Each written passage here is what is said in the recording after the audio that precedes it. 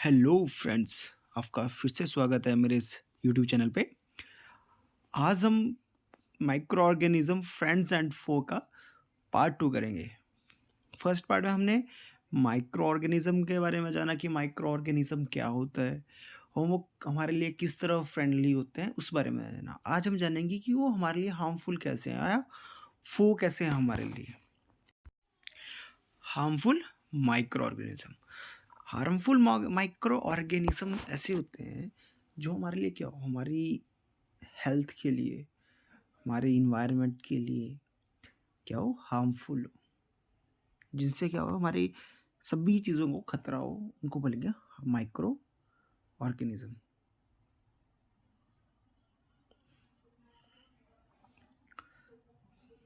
ये हमने कल पढ़ा था कि बैक्टीरियम लैक्टोबैसिलस कन्वर्ट क्या करता है मिल्क टू कर्ड, ठीक है।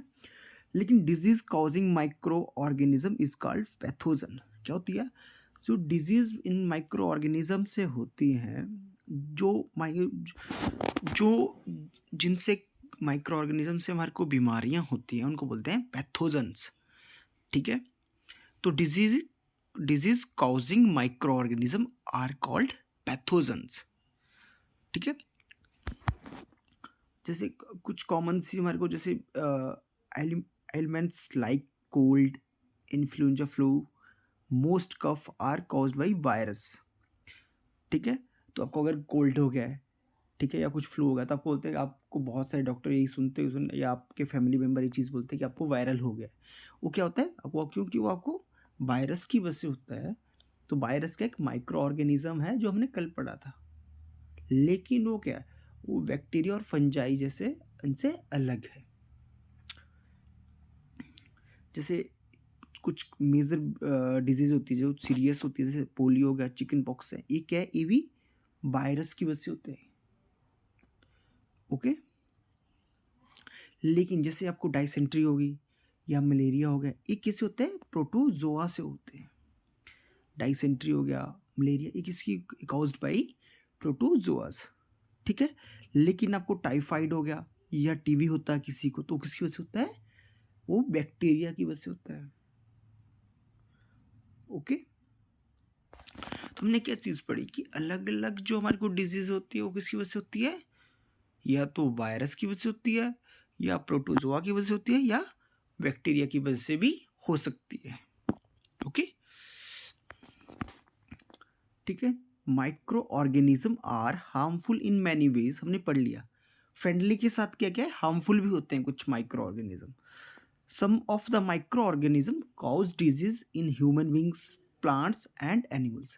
क्या होता है, जो कुछ माइक्रो ऑर्गेनिज्म हैं वो क्या करते हैं, कॉज करते हैं डिजीज को, किसमें, एनिमल्स भी हो सकते हैं, ह्यूमंस भी हो सकते हैं, और प्लांट्स भी हो सकते हैं, ठीक है। सच डिजीज कॉजिंग जो माइक्रो ऑर्गेनिज्म पैथोजेंस, जो ऐसे माइक्रो ऑर्गेनिज्म है जिनकी वजह से ये डिजीज कॉज होती है, इनको बोलते हैं पैथोजेंस। अभी आपने एग्जांपल देखा होगा, हमने ह्यूमन बींग का तो देख लिया कि कोरोना वायरस, ठीक है, डाइसेंट्री वगैरह, ठीक है। प्लांट्स का आपने देखा होगा कि सूख जाता है, उनके जो लीव्स हैं वो येलोइश कलर के हो जाते हैं, वो भी एक डिजीज़ है। और एनिमल्स का आपने अभी कुछ टाइम पहले लंपी वायरस का सुना होगा, ठीक है। तो वो लंपी वायरस काऊ, जो काऊ होती है उनमें हो रहा था, क्यों, तो वो भी क्या है, ये सारे पैथोजन की वजह से हो रहे थे, ओके। अब हम देखते हैं फर्स्ट क्या है, disease causing micro organism in humans, ठीक है। अब हम अभी देखेंगे कि हार्मफुल किस तरह से हमारे को, तो हम फैसले देखते हैं कि जो माइक्रो ऑर्गेनिज्म क्या करते हैं, ह्यूमंस में डिजीज कॉज करते हैं, ठीक है।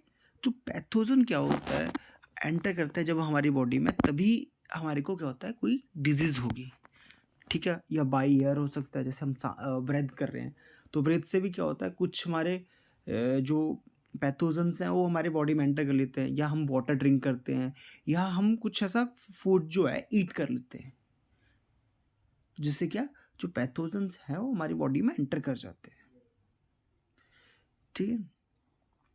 या तो क्या होता है, वो डायरेक्टली हमारे बॉडी में एंटर कर जाते हैं, या किसी बाई एनिमल्स या किसी कोई भी इन्फेक्टेड पर्सन से भी हमारे बॉडी में जो है ट्रांसमिट हो जाते हैं। ठीक है,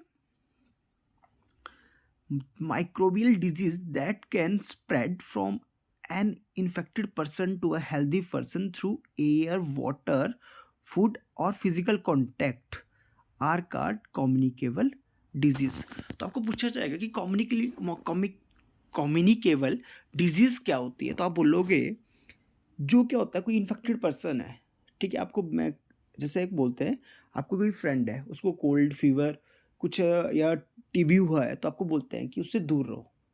ठीक है, क्यों? क्योंकि वो आपको क्या है, उसकी जब वो क्या एयर को उसकी ब्रेथ से आपको फैल सकता है। ठीक है, या आपके उसके कांटेक्ट में आएंगे तब भी आप में फैल जाएगा। ठीक है, आपकी बॉडी में ट्रांसमिट हो जाएगा अगर आप हेल्दी हैं तब भी, और अगर आपको बीमारी हुई है कोई, आप सिक हो, तब तो बहुत जल्दी फैलता है। ठीक है, तो ऐसी डिजीज़ को क्या बोलते हैं? कम्युनिकेबल डिजीज़ बोलते हैं। ठीक है, क्या होता है? जो microbial disease that can spread from an infected person to healthy person through air.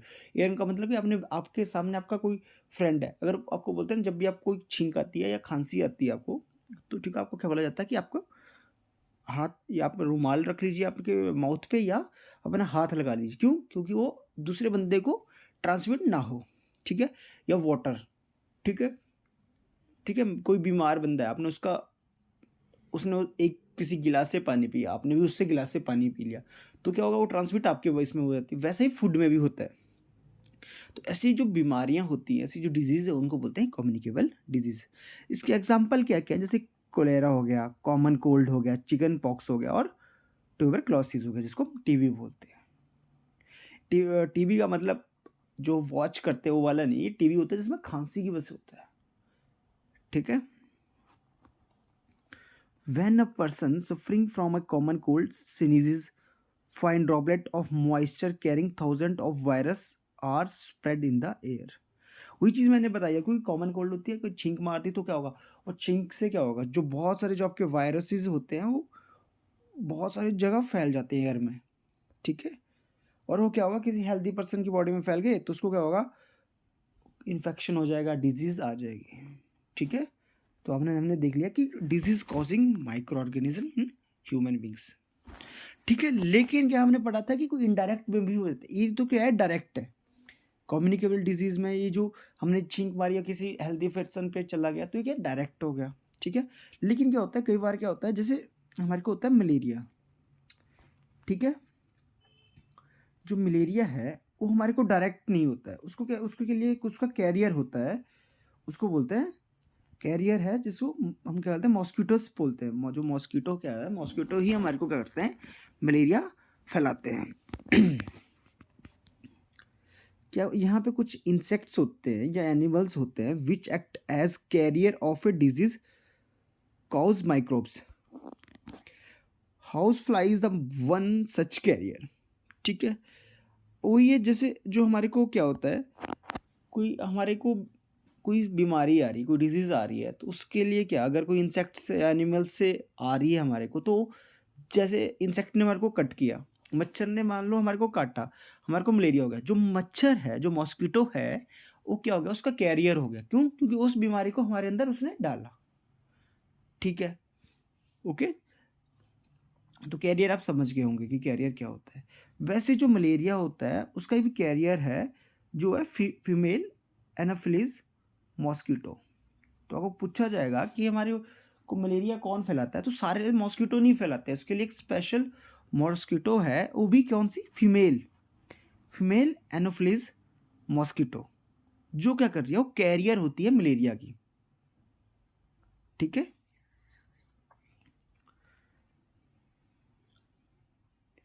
ठीक वही है फीमेल एंड, और जो फीमेल एडिस मॉस्किटो है act as a carrier of dengue virus. ठीक है, कौन सा, डेंगू वायरस। ठीक, कौन सी, फीमेल एडिस मॉस्किटो है। और जो फीमेल एनोफिलीज मॉस्किटो किसकी है, वो क्या है, मलेरिया की है। ठीक है, कंफ्यूज नहीं होना है। जो फीमेल एनोफिलीज मॉस्किटो है वो है मलेरिया का कैरियर, और जो फीमेल एडिस मॉस्किटो है वो है डेंगू का कैरियर। ओके, अब ये मत सोचना कि फीमेल ही बीमारियां फैलाती है। ठीक है, अब हम देखेंगे कुछ some common human disease caused by micro organism. हम ह्यूमन डिजीज उसके कॉज देखेंगे, मोड ऑफ ट्रांसमिशन देखेंगे कैसे फैलती है, और प्रिवेंटिव मेजर क्या क्या है उसके, जो हम जनरली ले सकते हैं अपनी रेगुलर लाइफ में। जैसे फॉर एग्जांपल टीबी। टीबी किससे फैलता है? बैक्टीरिया से। ठीक है, जो बैक्टीरिया माइक्रो ऑर्गेनिज्म है उससे फैलता है। और उसका मोड क्या है? एयर। मैंने बोला था कि जैसे आपको डायरेक्ट फैलता है, किसी को टीबी हुआ है, आपके सामने बैठा है, आपसे बात कर रहा है, तो क्या होगा? एयर से फैलेगा। मिसल्स, ये कैसे? वायरस से, और इसका भी ट्रांसमिशन ऑफ मोड क्या है? एयर। ठीक है, चिकन पॉक्स। चिकन पॉक्स भी किससे? वायरस से और एयर और कांटेक्ट से फैलता है। ठीक है, आप किसी को कांटेक्ट में आ गए जिसको चिकन पॉक्स हुआ है, या आप उसके साथ बैठे हो, ठीक है, बहुत मतलब क्लोज या आमने सामने बैठे हो, तो वो उस तभी फैलता है। पोलियो। पोलियो क्या है? वायरस से फैलता है, और क्या? एयर और वाटर से। ऐसे नहीं कि किसी को पोलियो हुआ है वो आपके कांटेक्ट से नहीं फैलेगा, ठीक है, आप उसके कांटेक्ट में आ गए तब भी नहीं फैलेगा। तो इसका क्या रहता है कि इसके प्रिवेंटिव मेजर्स क्या रहते हैं कि आपको पेशेंट को आइसोलेशन में रख लो, उससे दूर रहो। ठीक है, और उसकी वैक्सीनेशन जो है टाइम से करवा लो। फिर नेक्स्ट क्या है? कोलेरा। कोलेरा एक बैक्टीरियल डिजीज है, मतलब बैक्टीरिया से फैलती है। ठीक है, और कोलेरा के लिए क्या, कौन सी डिजीज है? वाटर और फूड। ठीक है, वाटर और फूड से फैल सकता है। जैसे टाइफाइड। टाइफाइड क्या है? बैक्टीरिया, ये वाटर से फैलता है। तभी आपको बोलते हैं कि आपको हमेशा जो है फ्रेश वाटर और प्योर वाटर पीना चाहिए। अगर आप कोई गंदा वाटर पियोगे तो उससे क्या होगा? आपको टाइफाइड हो सकता है। इसके लिए क्या है कि आपको क्या है, प्रॉपर जो कुकड फूड होता है वो लेना चाहिए। दूसरा क्या, अगर आपके पास वाटर, फ्रेश वाटर लो, या आपके पास फ्रेश वाटर नहीं है तो आप हमेशा वाटर को बॉईल करके पियो, और हमेशा हाइजीन बना के रखो। ठीक है, नेक्स्ट कौन सी? Hepatitis B. ये क्या? वायरस से फैलती है, और वाटर इसका कैरियर है, जो ट्रांसमिशन मोड है। ठीक है, हमेशा क्या है? ड्रिंकिंग वाटर पियो, और वैक्सीनेशन इसकी करवा लो। मलेरिया। मलेरिया क्या है? प्रोटोजोआ से फैलता है, और मॉस्किटोज, हमने पढ़ा था अभी कौन से मॉस्किटो से फैलता है, याद रखो। इसलिए क्या होता है कि हमेशा मॉस्किटो वाले जो भी आपको लगता है कि कहीं वाटर रुका है, गंदा वाटर रुका है, तो उसको ना वहाँ से हटा दो। अगर गंदा वाटर वहाँ पे रहेगा तो ये जो मॉस्किटोज हैं वो वहाँ फैलेंगे, और जिससे आपको क्या होगा? मलेरिया हो सकता है। अब नोट है, food and mouth disease of kettles is caused by virus. अब क्या होता है, एक ये ना डिजीज होती है, फूड एंड माउथ डिजीज होती है, जो हमारी कैटल्स होती है उसमें। ये किसकी वजह से फैलता है? वायरस इसका कॉज है। Anthrax, a bacterial disease, is very fatal for human and kettles. जो एंथ्रेक्स है, जो एक बैक्टीरियल डिजीज है, is very fatal for human and kettles. Okay, तुमने क्या पढ़ा?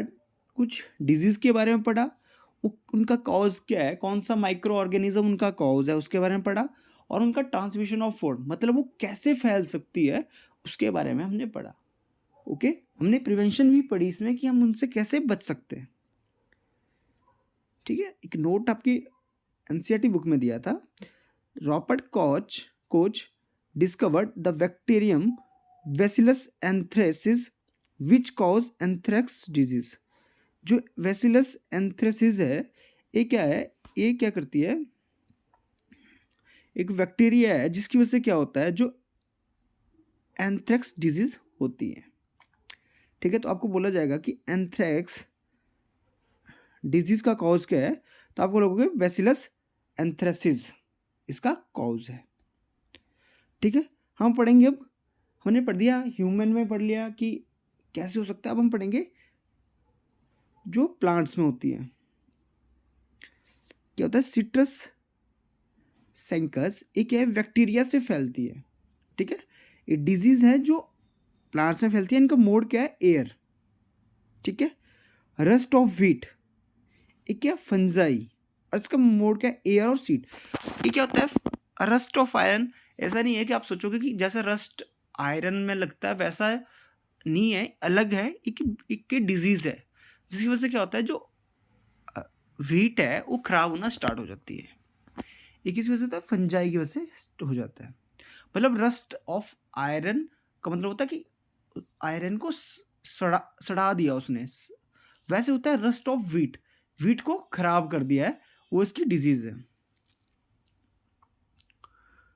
Yellow vein mosaic of windy, ठीक है, एक किसी से वायरस और एक किसी वजह से फैलता है जो इंसेक्ट, जैसे कोई भी वहाँ पे ना इंसेक्ट आप देखते हो कि विंडी के ऊपर बैठते हैं, उनकी वजह से फैलता है। ठीक है, जो हमने कॉमन डिजीज होती है प्लांट्स में वो पढ़ी। ओके, ये वर्ड आपने बहुत बार सुना होगा, food poisoning.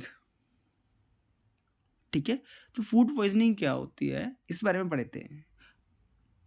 Food poisoning cause could be due to the consumption of food spoiled by some micro organism. क्या होता है, हम जो फूड लेते हैं अगर उस पर ऊपर कोई माइक्रो ऑर्गेनिज्म पहले ही बैठ गया, जैसे फॉर एग्जांपल हमने बासी खाना खाया, 2-4 दिन पुराना खाना खाया, तो उसमें क्या होता है, जो माइक्रो ऑर्गेनिज्म उसके ऊपर क्या हो जाते हैं, डेवलप हो जाते हैं, मतलब पैदा हो जाते हैं, जिससे क्या करते हैं, उस खाने को क्या करते हैं, पॉइजनस बना देते हैं। ठीक है, जिससे क्या पॉइजनस बनेगा तो सारा ही टॉक्सिक सब्सटेंस हो जाएगा। ठीक है, जिससे क्या होगा, हमारे को सिकनेस आती है या हमारी इवन डेथ भी हो जाती है। ठीक है, तो क्या होता है, micro organism that grow on food or food sometimes produce toxic substance. These make the food poisonous, causing serious illness, even death. और इसके लिए it is very important we preserve food to prevent it from being spoiled.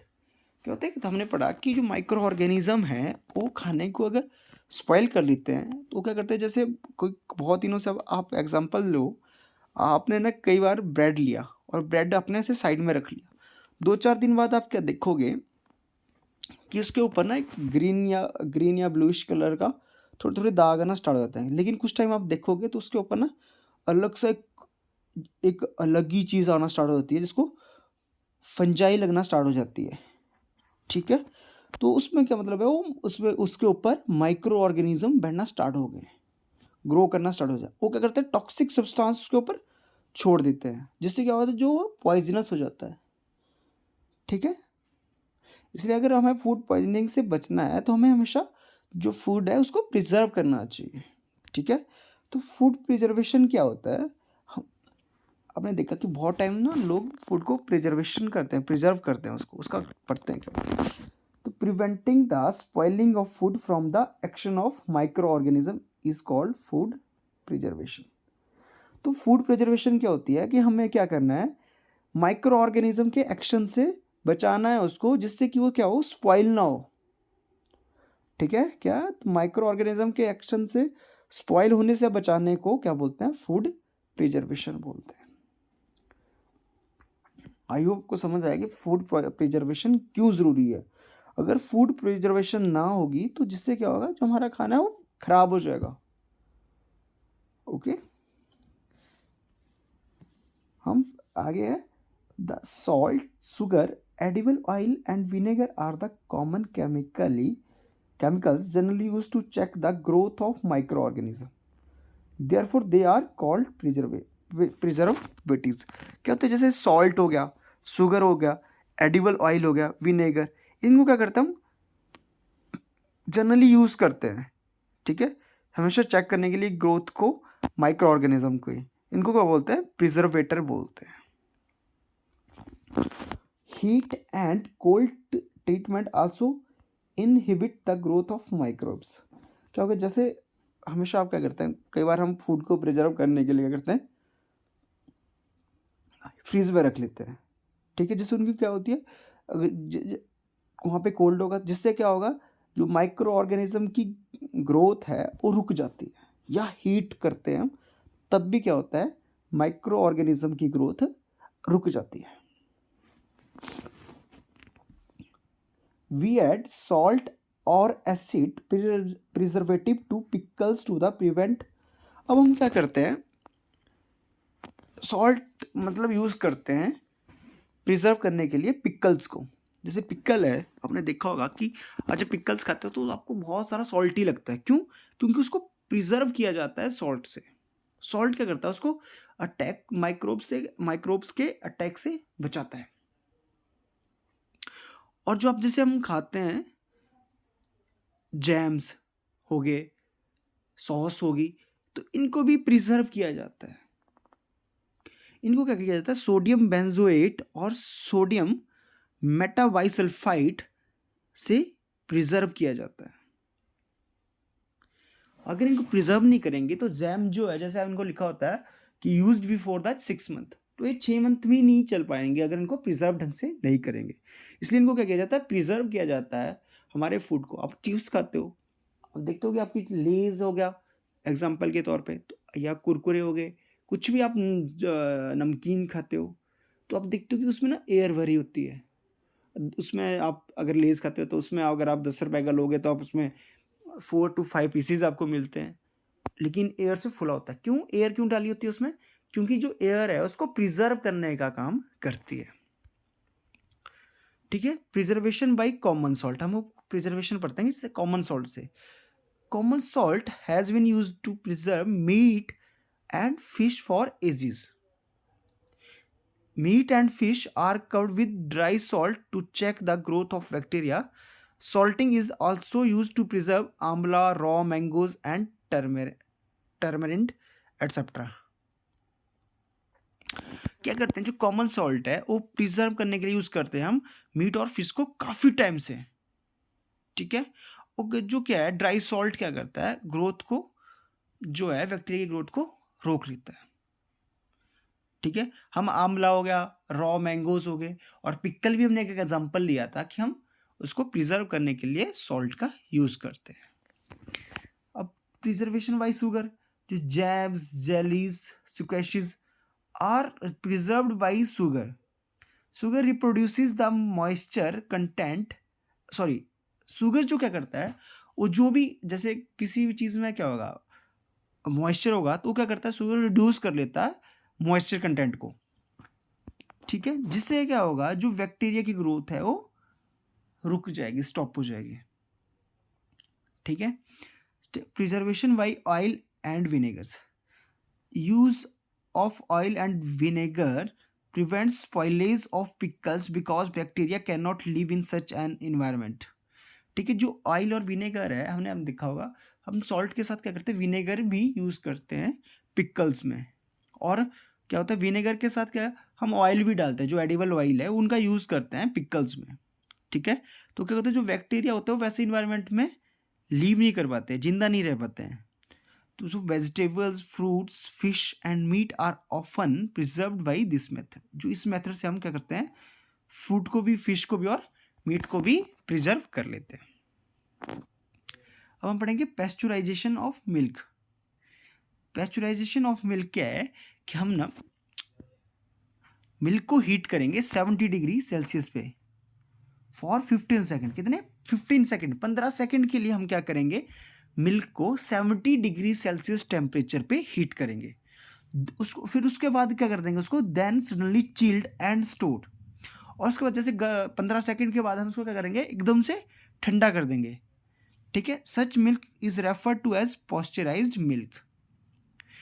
क्यों करते हैं हम ऐसा? जिससे क्या होगा, जो उसके ऊपर बैक्टीरिया होते हैं, जो माइक्रोब्स होते हैं, वो उसके अंदर मर जाते हैं और उसके ऊपर ग्रो नहीं कर पाते हैं। और pasteurisation of milk was discovered by Louis Pasteur. अगर आपको पूछा जाएगा कि पॉस्चराइजेशन ऑफ मिल्क को किसने डिस्कवर किया है, तो आप बोलोगे लुइस पास्चर। ठीक है, अब नेक्स्ट क्या है, स्टोरेज एंड पैकेजिंग। आप देखते होंगे आजकल के टाइम में ड्राई फ्रूट हो गया, इवन वेजिटेबल्स हो गया, इवन दाल्स हो गए, कुछ भी जो हम खाते हैं वो क्या होते हैं, सील्ड के अंदर होते हैं। और सील्ड कैसी होती है? जो एयर टाइट। जैसे हमने एग्जांपल लिया था लेज का, तो उसमें उनको क्या किया जाता है, एयर टाइट पैकेट में किया जाता है पैक। क्यों? क्योंकि इससे स्टोर किया जाता है, क्योंकि उसके क्या होता है, जो वो क्या क्या करता है, प्रिवेंट करता है अटैक से माइक्रोब के। ओके, तो इसलिए हम क्या करते हैं, जो स्टोरेज है वो ऐसे करते हैं जिसमें क्या हो, एयर टाइट पैकेट में हम उसको स्टोर करते हैं। अब हम पढ़ेंगे nitrogen cycle. Nitrogen from the atmosphere is converted into the nitrogen compound by some bacteria like rhizobium, blue green algae present in the soil and also by lightning. क्या होता है, हमने पढ़ा था कि एटमोस्फेयर में बहुत 70% नाइट्रोजन है, ठीक है। तो क्या होता है, हमारे प्लांट्स डायरेक्टली उसको नहीं ले पाते हैं, कुछ प्लांट नहीं ले पाते हैं, कुछ उसको यूज़ कर लेते हैं, ठीक है। लेकिन बहुत सारे, मतलब अप्रोक्सीमेटली 99% ऐसे प्लांट्स हैं जो उसको डायरेक्टली यूज़ नहीं कर पाते हैं। तो क्या होता है, जो नाइट्रोजन एटमोस्फेयर की है वो क्या होगी कि कन्वर्ट हो जाती है नाइट्रोजन कंपाउंड में, ठीक है। नाइट्रोजन गैस से नाइट्रोजन कंपाउंड में कन्वर्ट हो जाती है। उसको क्या करते हैं, कुछ बैक्टीरिया करते हैं, जैसे राइजोबियम या ब्लू ग्रीन एल्गी, जो सॉइल में प्रेजेंट होती है। और जैसे आपने देखा ना, जब बारिश होती है तो लाइटनिंग होती है, वो भी क्या करती है, नाइट्रोजन को नाइट्रोजन कंपाउंड में कन्वर्ट करती है। On the other hand, certain other bacteria present in the soil convert nitrogen compound into nitrogen gas that is release the. लेकिन हमारे क्या होता है, कुछ ऐसे बैक्टीरिया भी होते हैं जो क्या करते हैं, नाइट्रोजन कंपाउंड को नाइट्रोजन गैस में कन्वर्ट कर लेते हैं, ठीक है। तो उसी को बोलते हैं नाइट्रोजन साइकिल। कि नाइट्रोजन साइकिल ऐसा हुआ कि नाइट्रोजन गैस को नाइट्रोजन कंपाउंड में कन्वर्ट किया और नाइट्रोजन कंपाउंड को नाइट्रोजन गैस में कन्वर्ट किया। देखो ऐसे एक एटमोस्फिक नाइट्रोजन है, हमारा एटमोस्फेयर है जिसमें नाइट्रोजन है, लाइटनिंग हुई या कुछ बैक्टीरिया हो गए जो नाइट्रोजन फिक्स करते हैं, जैसे राइजोबियम। तो आपको पूछा जाएगा कि जो बैक्टीरिया नाइट्रोजन को नाइट्रोजन में कन्वर्ट करते हैं उनका नाम क्या है, तो आप बोलोगे राइजोबियम बैक्टीरिया उनका नाम है। तो बैक्टीरिया क्या करते हैं, उसको फिक्स कर देते हैं नाइट्रोजन कंपाउंड में, ठीक है। और जैसे क्या होगा, compound of nitrogen in soil में कन्वर्ट हो जाते हैं, ठीक है। कुछ जैसे हमने पढ़ा कि लाइटनिंग होती है, जो लाइटनिंग क्या हो गई, वो भी नाइट्रोजन को नाइट्रोजन कंपाउंड में कन्वर्ट करती है, ठीक है। उसको क्या करते हैं, अब वो हमने पढ़ा कि प्लांट उसको सॉइल से ले लेगा, ठीक है। प्लांट ने उसको सॉइल से ले लिया, फिर क्या होगा, उसको एनिमल उस प्लांट को खा लेगा, ठीक है। और एनिमल ने खा लिया तो एनिमल का जो वेस्ट है उसमें भी क्या होगा, नाइट्रोजन वेस्ट होगा, ठीक है। Then nitrogen waste from excretion and death, या उसका जो वेस्ट होगा या वो मर गया तो उससे क्या होगा, फिर से नाइट्रोजन कंपाउंड जो है सॉइल में मिल जाएगा। और जो नाइट्रोजन सॉइल हमने कुछ पढ़ा कि कुछ बैक्टीरिया क्या करते हैं, नाइट्रोजन कंपाउंड को नाइट्रोजन गैस में कन्वर्ट कर लेते हैं, ठीक है। इसको बोलते हैं नाइट्रोजन साइकिल। अब हम पढ़ेंगे सिम्बायोटिक बैक्टीरियम। जो राइजोबियम है वो क्या करते हैं, हेल्प करते हैं fixation with the root of leguminous plant, क्योंकि ऐसे प्लांट जिनकी रूट्स क्या होती है, रूट जो होती है वो फिक्स करती है नाइट्रोजन को नाइट्रोजन कंपाउंड में। किसकी हेल्प से, action of lightning with the help of fixation of nitrogen. तो राइजोबियम क्या करते हैं, नाइट्रोजन को फिक्स करने का काम करते हैं, ठीक है। देखो जो लेग्यूमिनस प्लांट्स क्या होते हैं, ऐसे प्लांट्स होते हैं, ये इसके एग्जाम्पल है, ठीक है। अगर आपसे पूछा जाएगा कि एग्जाम्पल ऑफ लेग्यूमिनस प्लांट्स, तो ये प्लांट्स लेग्यूमिनस प्लांट के हैं। आई होप आपको ये चैप्टर समझ आया होगा, ठीक है। अगर आपको आपको हमारी वीडियो के रिगार्डिंग कोई भी कमेंट देना तो प्लीज़ आप हमारे लिए कमेंट दीजिए, जिससे हम क्या कर सकते हैं, अपनी जो भी हम पढ़ाते हैं अपनी टीचिंग को इम्प्रूव कर सकते हैं। Thank you and have a nice day.